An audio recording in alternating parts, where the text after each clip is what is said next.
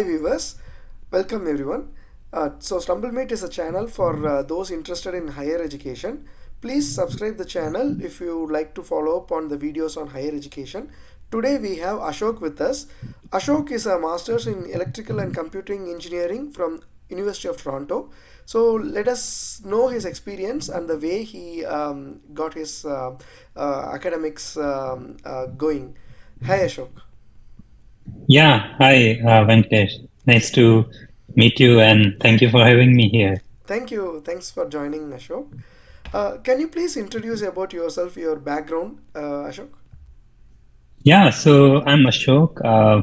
I did masters from University of Toronto, and before that I did bachelor from India, and I work as a data engineer, data scientist in Scotiabank. Right. So, when Ashok, can you explain about the admission process? And had you had any prior experience for as part of applying for your master's program? Yeah, so like once I did my bachelor from like IIT Roorkee. In fourth year, I was thinking about like doing PhD, and that's how I started about higher studies and how I can do like master's, PhD, etc. And then I wanted to kind of get a few years of industry experience, so I joined Tata Steel for a few years, and then like after that I was like, okay, now I have to do masters, and so I started applying or looking for some research professors who can kind of invite or accept me in their research groups.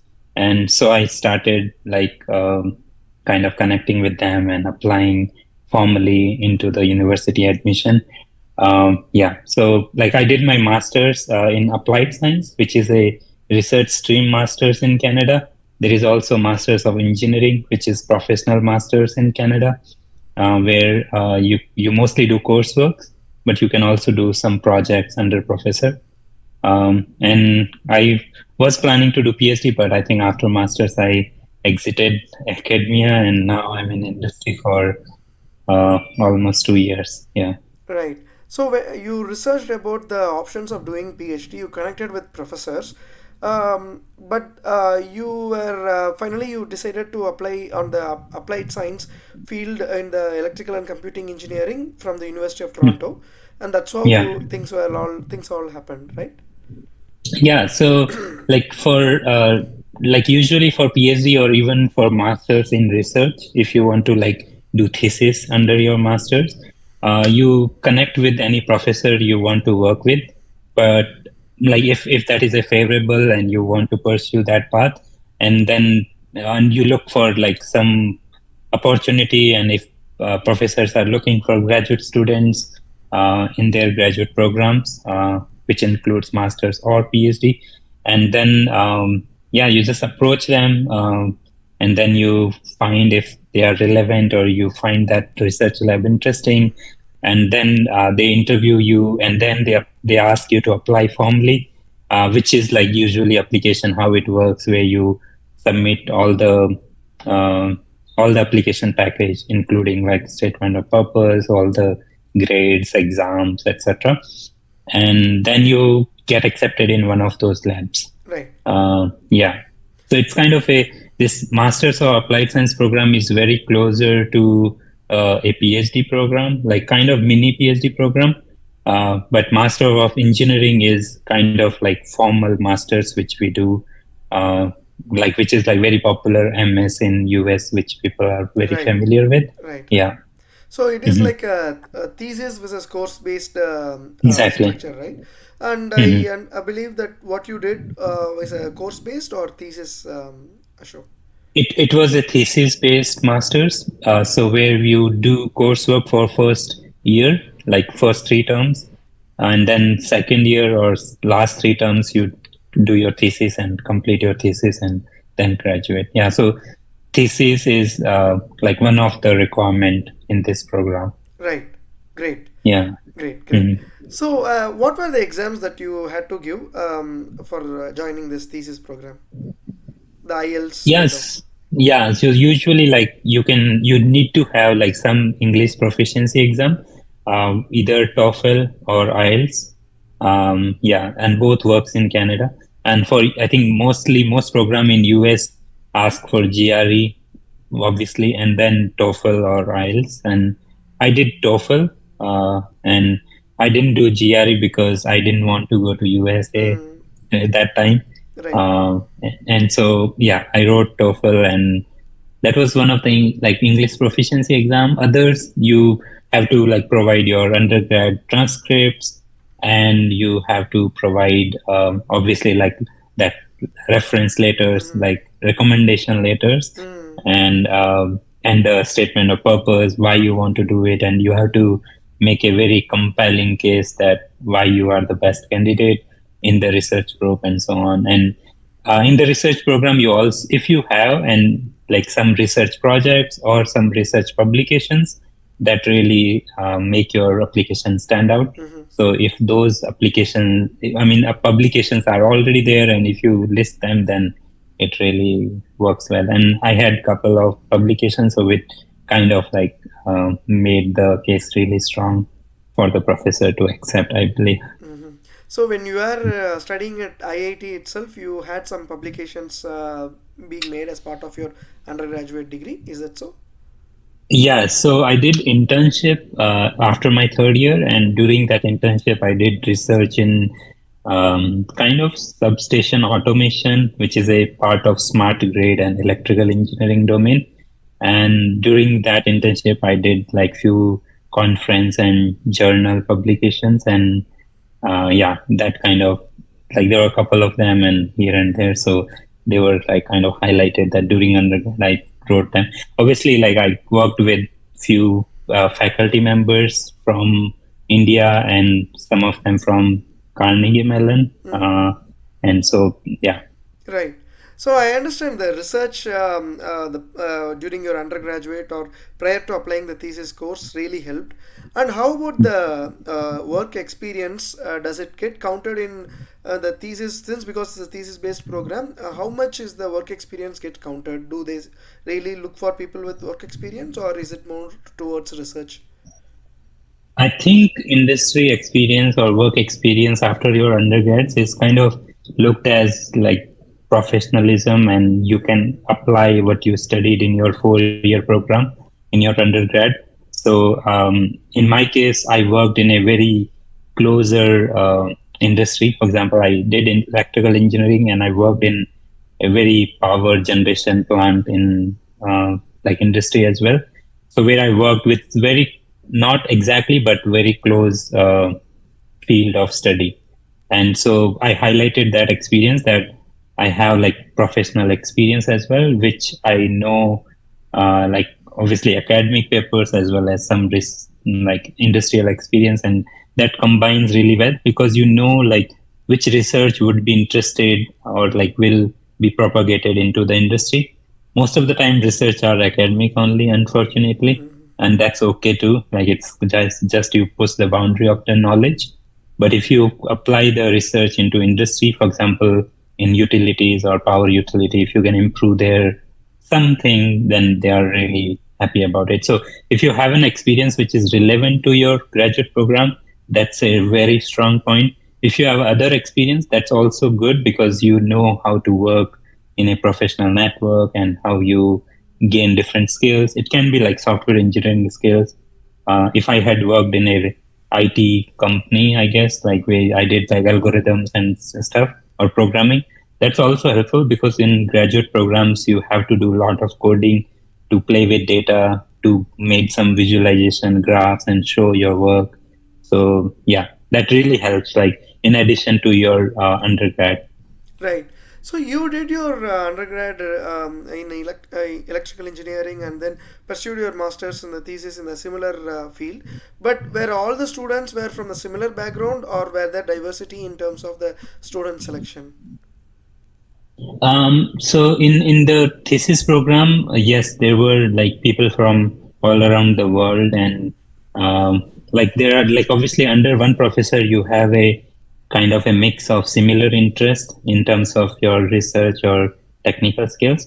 but there are similar professor or similar research groups which you have like different research experience. So for example, some will be working with like communication networks and stuff. Some are working with power grid. Some are working with some algorithm design or optimization problems and so on.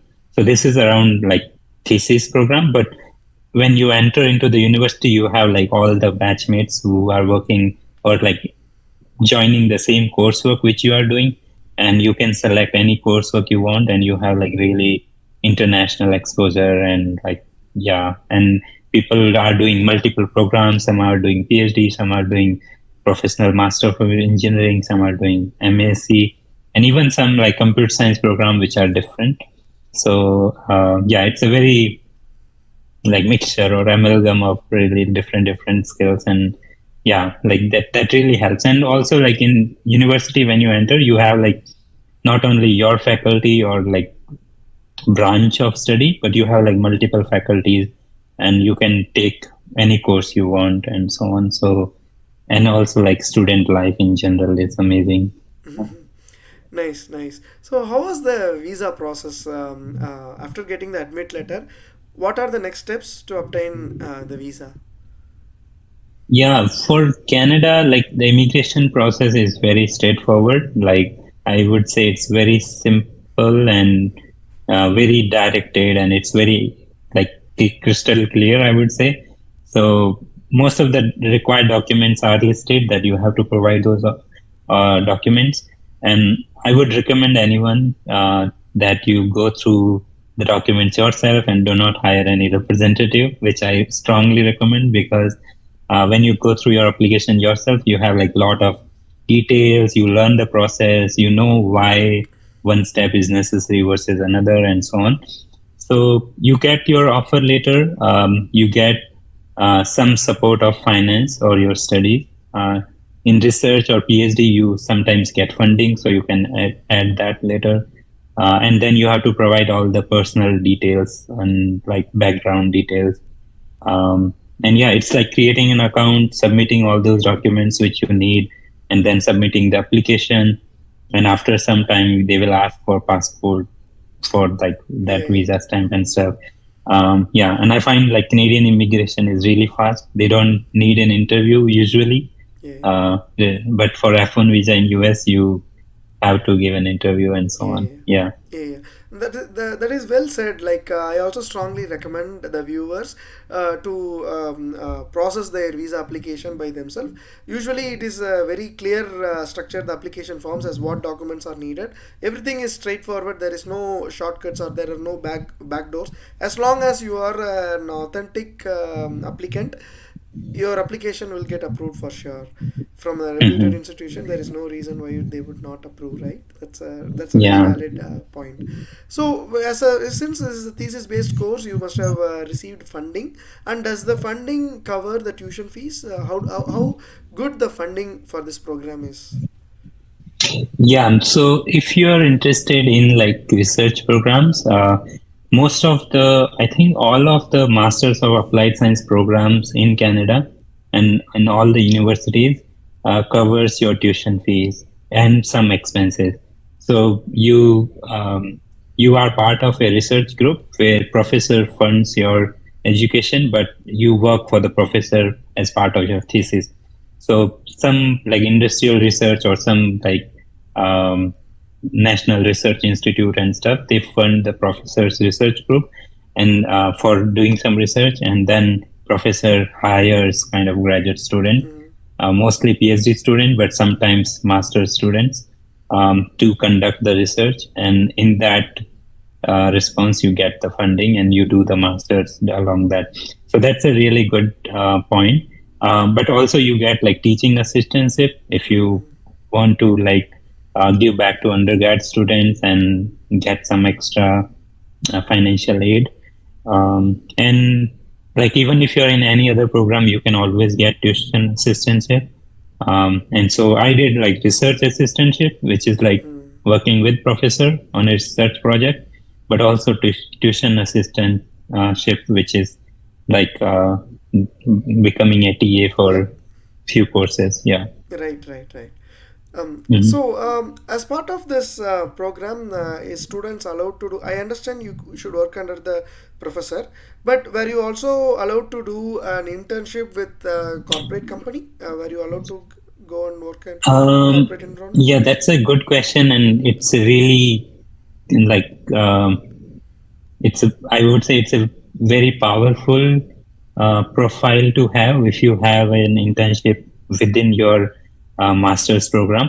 But unfortunately, I think for research students, usually department doesn't allow, or your professor will say that you should be working on the project or thesis to complete. But if your professor, mostly like professor, if your professor allows you to do an internship into like any industry, you are good to go actually. But there are some like from university to university, there are some gray areas where sometimes you can, sometimes you cannot. For my case, during those years in University of Toronto, you cannot do that, and so I did not get an opportunity. And I was working on the project, so that time I didn't think about it. But some students did, like for the previous years or even later years. But if you like, you can ask the department, like graduate's office, and also your professor to get an exemption if you want to. Yeah, I mean, but it's really good to have because the people who did internship get an Canadian experience in their program, and that really helps in your post program job applications or your interest, what you Right. want to do. Sometimes you get hired in the same organization. Right, right. So, Yeah. though the students get the funding from the professor, when applying for visas, the students also need to show their financial strength by getting some bank loans or something approval letter, right? So, is there any advice that you would like to provide? Something from that you heard from your friends that something is right way to do, something of that sort? Yeah, I think obviously it is a good idea to get loan, I mean, education loan before you come to Canada because that's a requirement. Um, if you're coming on student permit, you have to have that financial help. If you are like very experienced in industry and you are coming on permanent resident, then the fee is very different because for permanent resident in Canada, fee is significantly less than for the international student. And I think most of the like students come on as an international student. So if you're an international student, obviously you can get education loan. Obviously, if you have some collateral properties or stuff you which you can give it to bank, they provide it very easily. But otherwise, I think there are many startups and financial services which provide uh, like without any uh, guarantee, I guess. I don't know exact word, but without any collateral property or some asset you have to put against your loan.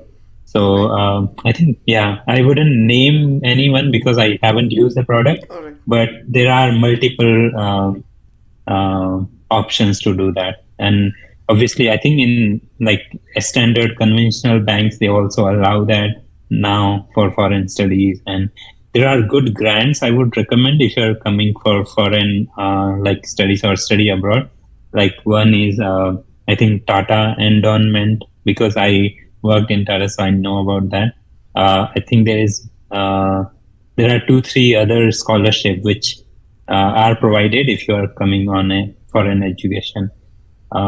Yeah, I don't know top of the mind, but they are very popular. If you Google like top scholarship to study abroad for Indians, those will come up. Yeah. Right. So those scholarships are like given to you and you need not repay back, right? It's not like a loan. Yeah, It's a this is not a loan. This is right. like scholarship Right. to help, but some scholarship might have an like clause where they ask you to come back to India to Mm. work, so you can think about that accordingly.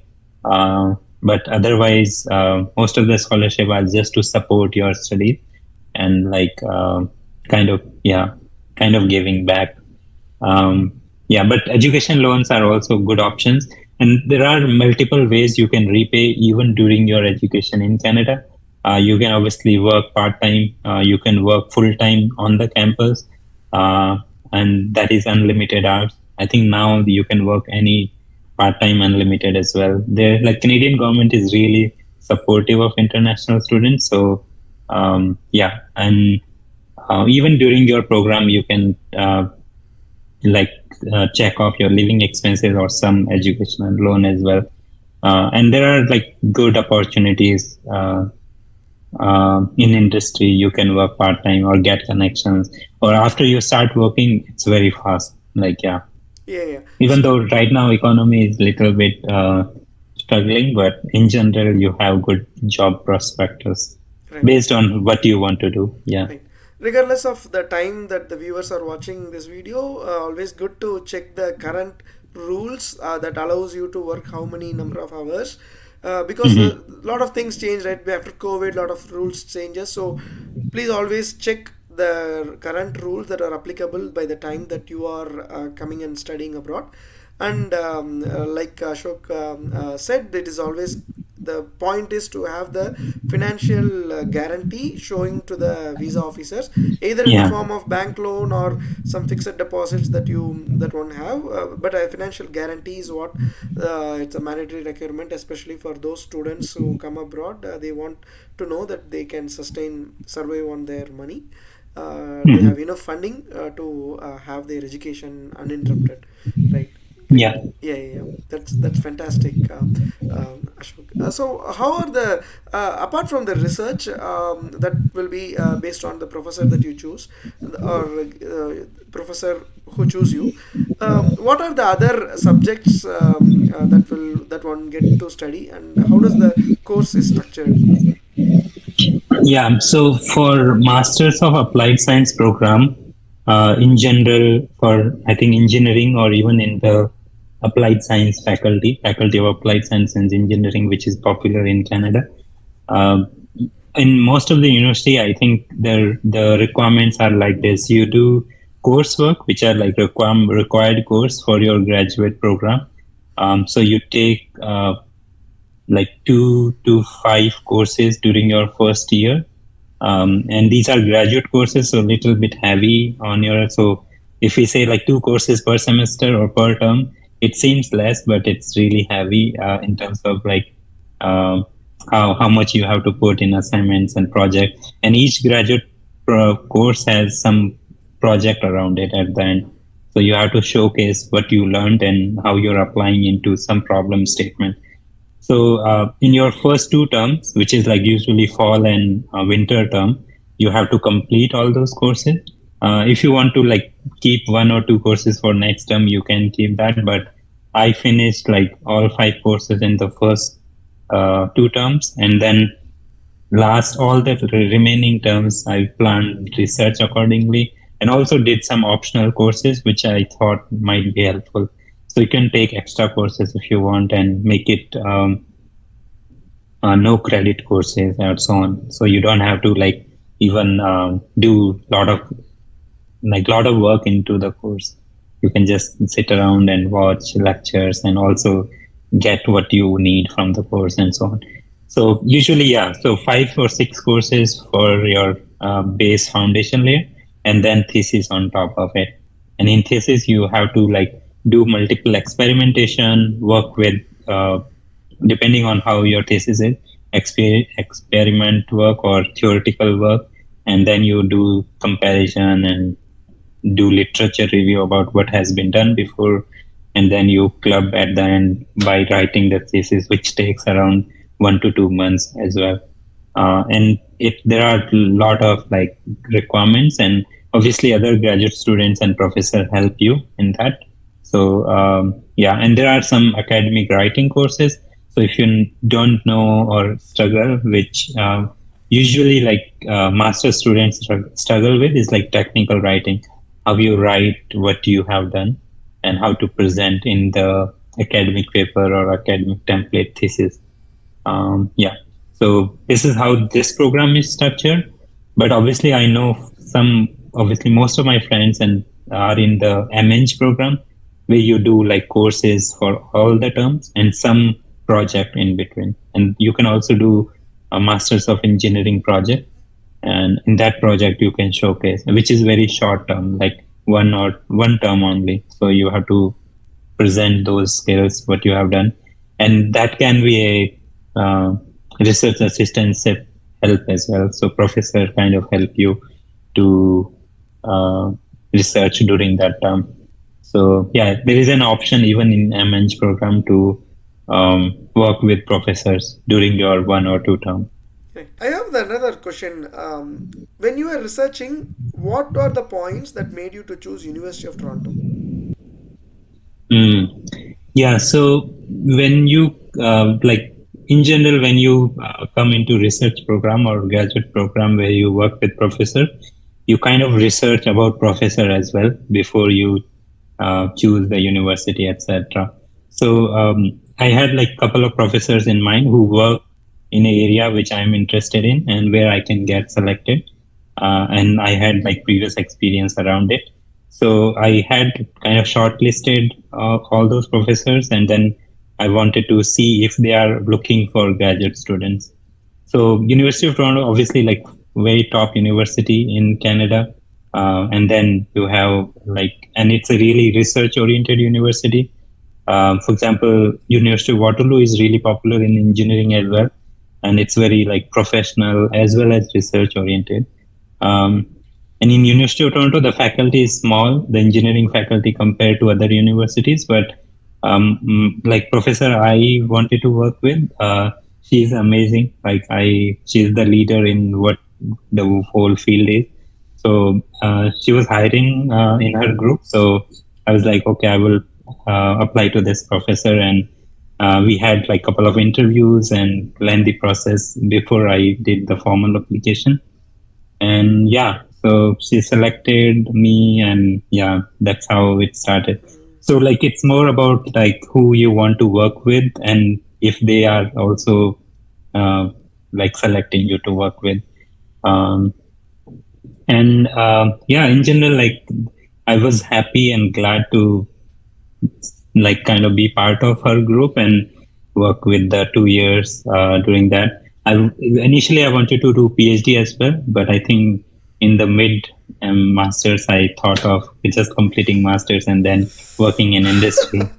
Yeah, exactly. After all the hard work PhD and is long. Yeah, I started in 2018, so if I had continued, it's at least 4 years, 3 to 4 years. So um, yeah, so I wanted to take a break, even though yep. Masters of Applied Science is kind of a mini PhD because you have to do thesis and you have to present to the committee and they approve it, and then you defend your thesis and so on. So that was a really good experience. And yeah, professor is like your mentor during that period, and they push you to do research and they support you, and they are like your guardian here. So yeah, in that case. But other than that, like yeah, I got the offer, so I chose the University of Toronto. But Right. there are similar labs in Waterloo, in um, like Queens, UBC, Vancouver, and so on. Yeah. Right. So when you said about knowing approaching the professor and knowing whether they are accepting new applicants for the thesis program, how do we start this communication with the professor? How do we start to contact? What is the right channel to contact the professor? Yeah, that's a really good question because I think this is the one of the first steps when you want to do what you want to work into your during your program.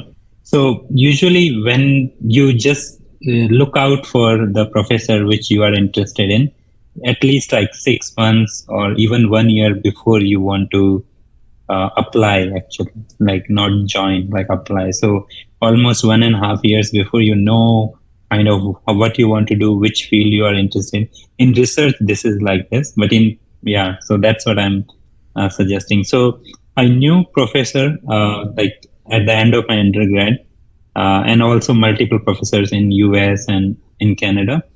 And like, and usually when professors are hiring or like accepting graduate students, they on their webpage they really highlight really well that I'm looking for this position, or some graduate students or with such skills and so on.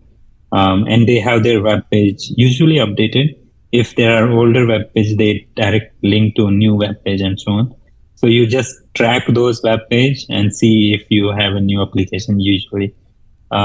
If you blindly email them, then they will be rejecting it or mostly reply, but if not reply, then you will be ghosted by the email. So um, I would say like just track those web page, and then if they are accepting, then you um, kind of figure out if you are a strong candidate or if you want to. Maybe even if you're not, that's okay. Like imposter syndrome is real thing, and you can really like apply and say I'm interested in this position, and they have a template that how you can write an email. Usually, like in subject, you should write something like this and so on. Um, and so I wrote in that fashion, and professor replied, and then we had a call and so on. So usually, you even for PhD or masters, you approach professors and only approach if they are accepting, so that you know that you are getting into a good path. Otherwise, your email would be like not responded or responded with some rejection, and so this is not a good idea. And you can also like search, if not professor's webpage, you can search the lab's webpage or like research group's webpage, and they usually have like multiple professors together and they hire students. Yeah, so this is how you can start. Is it? I understand the advantage one will have if they know the professor prior, but it's also fine that if you do not know the professor, if you can think that you are a good candidate with the right experience, you can still go to the page, find the right format of applying, and follow the Yeah, template, apply to them, see what happens, right? yeah, like when I said I knew the professor, I like she did not know me. Like I Oh, knew her, okay. yeah. Right, right, So right. I yeah, so understand. I know that professor is there and they Right, are looking for it. Yeah. And then when I applied as a stranger for the first right, time. right, right, And yeah, right. so like even yeah, you can always like if you're interested in any position, any role, even in academia or in any like in even in the industry role, you should apply. You can contact that hiring person or manager, and then you just send an email that I'm interested and say why I am interested, and then say what makes me a good candidate, and then what are my plans when I join that organization and how I can help that project or what skills I bring to the team and so on. And if you provide that information, even in a very small or maybe longer email, depending on how they are looking for, um, and then they will be really happy to see that someone has done good research and then applied to it. So that's really important because if you do the hard work, it is noticed. And I think that was the only thing might have worked for me because I did like really good research on that first email, and then I wrote in exact template what was asked, and then provided some like external links that oh I have done this work, and they can see evidence of that work as well. Great, Yeah. great, great words. So, Mm. coming to the living expense, how much can one expect for the living expense cost to be here in Toronto, and how do Mm. they manage? Yeah. Yeah. So in general, like Toronto area or Vancouver area or metro city areas are expensive for like from living standard, from grocery, community transportation, bills, and so on. So usually, like on a student life, you can try to squeeze your monthly expense to 1,500 to 1,200 dollars, Canadian dollars per month, and depending on where you live and how your lifestyle is. But if you're a student and you want to squeeze as small as possible your expense, then you can do like $700-800 of rent, uh, $200 of grocery and food, $200 of like miscellaneous expense like going here and there, transportation, movies or something, and Yeah, or $100 or something for your telephone bill and internet bill if you're sharing and so on. So yeah, like I would say 1,200 to 1,500 is a good range per month as a student. Obviously, you can splurge if you have more money, but if you want to restrict your budget, then you have to do like other options, how cheap you can live, because accommodation is like more than 50% your expense usually. Right. Um, yeah, so you have to think about that in which area we want to live, and finding accommodation in GTA, like Greater Toronto area, is even harder. You must have experienced, I'm Mm, sure. Yeah, like when you start as a student, it's even harder. So um, I would say like when you are accepted and when you think about coming here, then you join those communities which exist here, the student community, and then approach them and then look for leads, people who are moving out of student residences and so on, and then try to find those places and then transfer leads or sub leads or so on. Yeah, so transfer the accommodation and so on. So I had similar idea. Like I approached the current students. I joined multiple groups, Facebook groups, WhatsApp groups, and so on. I approached them and asked them if they have such community, and then yeah, I found that someone was got a job and they are leaving the place, and I was like, okay, I'll get the lease, and even they are happy because as a student, people know that you will be mostly in the university. You are coming here just to cook, mhm. eat, sleep, and then go to university. Right, right. Yeah. Great. I have this question. Thesis based, course based. How much difference does it make when it comes to job finding? That's a good question. So, thesis based usually result in a research oriented role, but you can obviously get the other role if you want and based on your interest. But usually, you get you can obviously go into PhD later. That's an first option.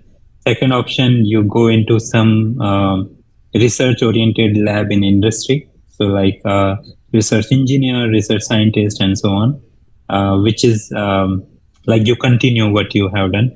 And third is like you go into any role which you are interested as a engineer or analyst or anything, right? Or scientist or yeah. But in professional engineering, you can also have those paths, but you more likely incline towards like the industry because you have less research experience, but you have like lots of really good course which you can do as part of your thesis or as part of your program. Sorry. So in that program, you can have like really cool advanced courses like, for example, machine learning, data analytics, and so on. And you club those courses, and then you get a really good profile into what industry needs. So professional master's program or MNG program is very close to what industry needs right now. You can do a lot of internship, or you can do some job shadowing. So you work with someone just for volunteering with them and so on. So yeah, that's a really closer to the like engineer analyst and like going directly into industry. But you can do both cross as well. Like as a research thesis person, you can obviously go into really good professional engineering role. And as a MNG graduate, you can also go into research role based on your interest. Like it depends on what you do during the program, which projects you work on, what kind of hackathons and such activities you do, which students club you are part of, is it a technical club, it is a like consulting club, is it a finance club, and so on. And based on those interests you will get like your next opportunity and what you are passionate about, what you read every day, and so on. So yeah. Great. So yeah, like I would say like you can go into any domain after those programs, and like MEng is or MEng or like um, even there is a in computer science there is another program which I want to highlight if someone is interested in like IT or computer science research is um, uh, like Master of Science in Applied Computing, MSCAC. So applied computing is all about like the new tech, and you get like 2 term of coursework and 2 terms of internship. And during your internship, you usually earn good money that you can pay off some fee and so on. So after that program, you usually get into good tech startups, and usually it is like really good technical engineer role, or ML engineer role, or software engineer role, and so on. So yeah, so any program can result in any result. It's just like how you want to project it. Right, Yeah. right. So, as a final question, I would like to give you the opportunity. Is there anything specific that you would like to share with your viewers? Um, I would say like it's a really important decision if you are thinking about studying abroad. It's a very uncertain decision sometimes. You don't know what will happen, and this is life. Like you don't know how next thing would look like. But if you're really interested, if you want to do that, um, apply, and obviously like apply in a um, 3 categories. I think it's popular, but I would mention here that you apply some programs which are safe, and you will get it if you want to get or if you want to start program during that fall term or winter term. So get 2 programs which are safe, 1 or 2 program which you think that I might or might not get, and 1 or 2 program which you really want to get it, but you think that I might get short, like very few chances. So spread your applications like that, and then just go for it. Like once you come here, it will be struggle for a few years, and once you look back, you will like be very thankful that, oh wow, I made that decision, and this has changed my life in certain way, and obviously like then family's life and so on. Yeah.